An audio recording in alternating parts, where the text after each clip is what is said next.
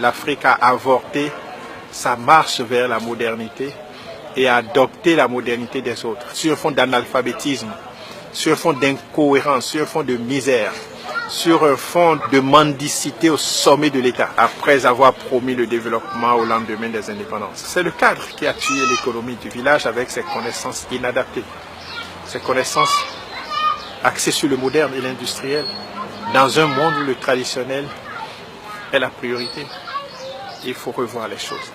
Les normes européennes ne sont pas les normes africaines. Les normes des villes ne sont pas les normes du village. L'immunologie du monde paysan ne doit pas être l'immunologie de ceux qui vivent sur les carreaux cirés. L'eau potable pour nous, c'est l'eau de robinet. Mais l'eau de robinet, celui qui vient de l'Europe, il ne peut pas boire ça, il va tomber malade. Tout est relatif. La loi de la relativité doit s'imposer sur cette loi cadrée, des intellectuels cadrés. Bon, l'autre les avait appelés, comme il le dit, pas un nom péjoratif. Mais moi, je dis qu'ils sont cadrés. Ils doivent sortir de leur cadre. Le cadre africain doit sortir de son cadre et s'ouvrir à l'intelligence situationnelle. 1 plus 1 égale 2, je suis d'accord. Mais il faut ajouter que c'est dans grand air. 1 plus 1 ne donne pas 2 dans la famille. Ça devient les mathématiques de la stérilité dans la famille. 1 plus 1, si ça ne donne pas 3, 4, 5 ou 6, vous ne pouvez pas vivre ensemble. Mais ça, c'est un grand F. Et 1 plus 1 dans l'agriculture, ça peut donner 1000. Parce qu'une graine plus une terre peut donner 1000 graines en 3 mois. Mais on nous a cadrés dans grand air. Et on est agrégé dans grand air et on refuse de s'ouvrir à l'intelligence situationnelle. Et on a tué l'économie. On a tué l'économie des villages. Et moi, je rêve de restaurer l'économie villageoise. Parce que l'analphabétisme devrait être une force pour notre économie. Le chômage devrait être une force pour l'économie des pays africains. Je prends le système éducatif comme un complot contre l'économie. Quand on sortait l'enfant du village, il avait 5 ans. 6 ans au cours primaire, il devrait produire 3 tonnes de maïs s'il n'avait pas été à l'école. 7 ans au cours secondaire, il devrait produire 7 tonnes de maïs. 4 ans au cours universitaire, il devrait produire 10 tonnes de maïs. Derrière chaque étudiant qui a la maîtrise, il y a 20 tonnes de maïs qu'on doit au village. Ils n'ont pas produit, ils ont mangé. J'ai dit ça au recteur Saint-Saint la dernière fois, que ce n'est pas logique que l'on forme les enfants et qu'on ne les utilise pas. Ce n'est pas logique qu'on engraisse des vaches et qu'on ne les traite pas. Ce n'est pas logique qu'on engraisse des bœufs et qu'on ne les envoie pas à l'abattoir. Ce n'est pas logique qu'on arrose des palmeraies et qu'on les délaisse à la floraison. Je dis, il y a un problème. Avant les indépendances, il n'y avait pas la pauvreté dans les sociétés africaines. Il n'y avait pas le chômage non plus. Après les indépendances, les cadres sont partis du développement comme objectif, mais nous ont amenés à la pauvreté et au chômage.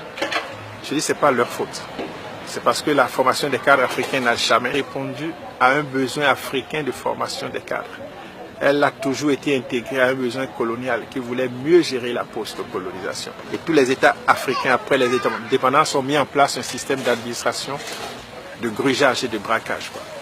Les premiers grugeurs sont les États. Ils grugent les fonctionnaires en leur payant un mauvais salaire. Le salaire d'un Béninois ne peut pas lui suffire pour vivre 10 jours.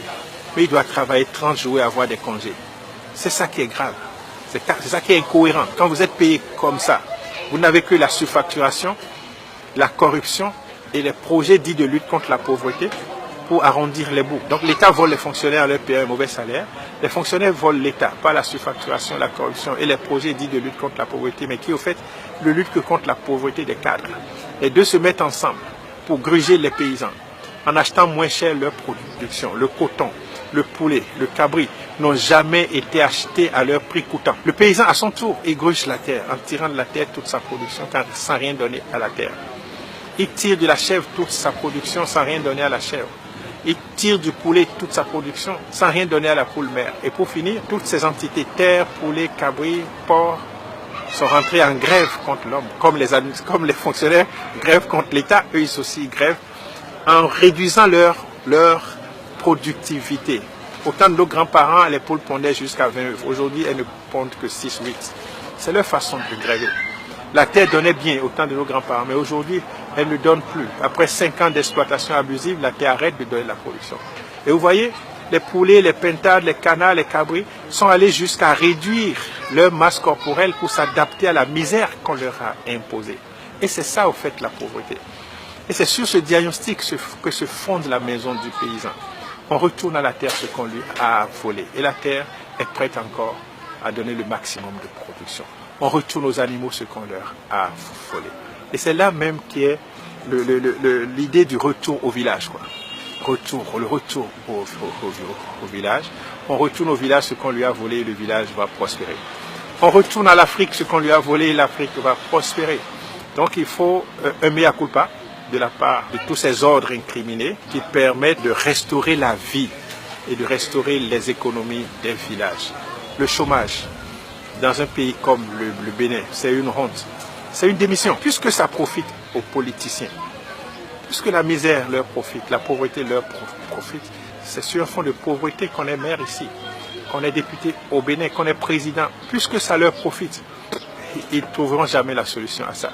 Mais ils doivent savoir, un peuple qu'on opprime ne gémira pas toujours en vain. Il arrivera un moment où les bâtons feront taire les canons. Ça viendra un jour, avec nous ou sans nous.